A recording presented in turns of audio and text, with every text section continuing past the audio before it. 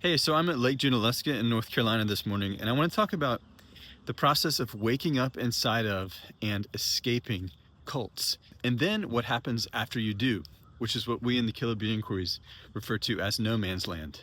First of all, let me say that KI is just a set of deprogramming tools, which is what you would utilize to escape from a cult. Secondly, whenever human beings are in emotional repression, we tend to turn whatever group, organization, institution, religion, spirituality, philosophy, political party that we're a part of into a cult. That's the nature of emotional repression, yeah, to take on belief or thought systems in service of burying and repressing emotions. We sometimes call this cultification in KI. And third, here's the surprise, you've been doing this since you were a kid. We all do, we just don't realize it. And so today I want to talk about 3 experiences wherein I unknowingly, in my emotional repression, cultified the situation that I was in, what woke me up out of that cult, and what happened afterwards when I left. And bear in mind, we can cultify external situations that aren't cults, and we can cultify external situations that are, but in the end it doesn't matter because we're going to experience them as cults if we're in emotional repression. So, believe it or not, my first cult was my family of origin. What made it a cult? The cult leaders, both of whom were in emotional repressions, unspoken and spoken rules. Unspoken, don't be yourself. They were never fully allowed to, so neither was I. Part of that was, don't be angry, don't be sexual, be a good boy. Beliefs I had to take on as the result of repressing these energies and emotions. I've done something wrong, it's my fault, I'm responsible for them, I'm unsafe. And that was a shared belief system, by the way, like you'd have in a cult. I had to repress my emotions and believe those things in order to stay safe and get love in my family of origin cult. So what started to wake me up out of that in my mid-20s? Suffering. Intense suffering that showed up as depression, anxiety, addiction, self-hatred, self-doubt.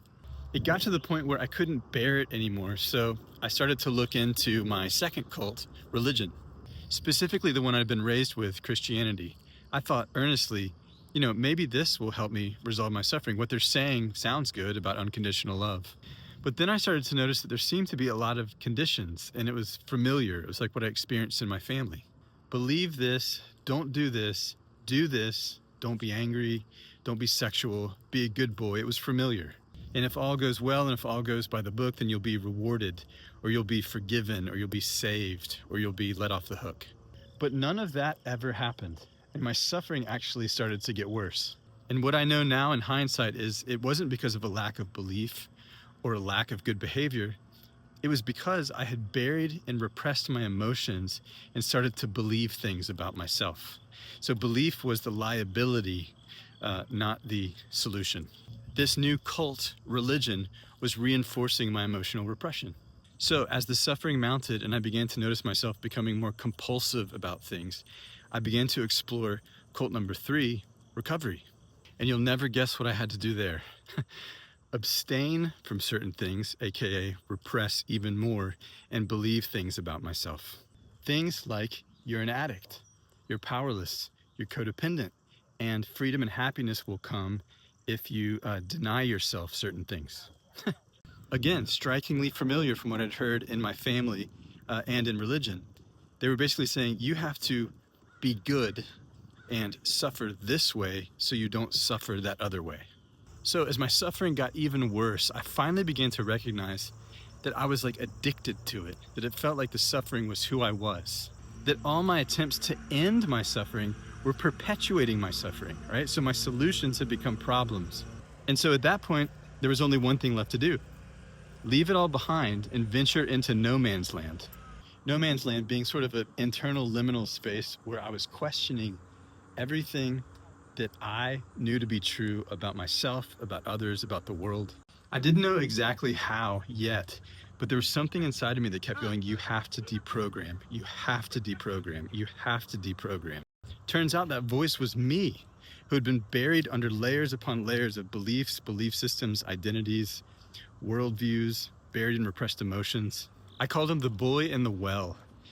And he was like, dude, you got to get me out of this thing, right? And you got to do it by deconstructing the well, brick by brick. So I started to challenge everything that I had picked up or been conditioned into in all three cults, without taking on anything new, right? Without adding any new bricks to the well.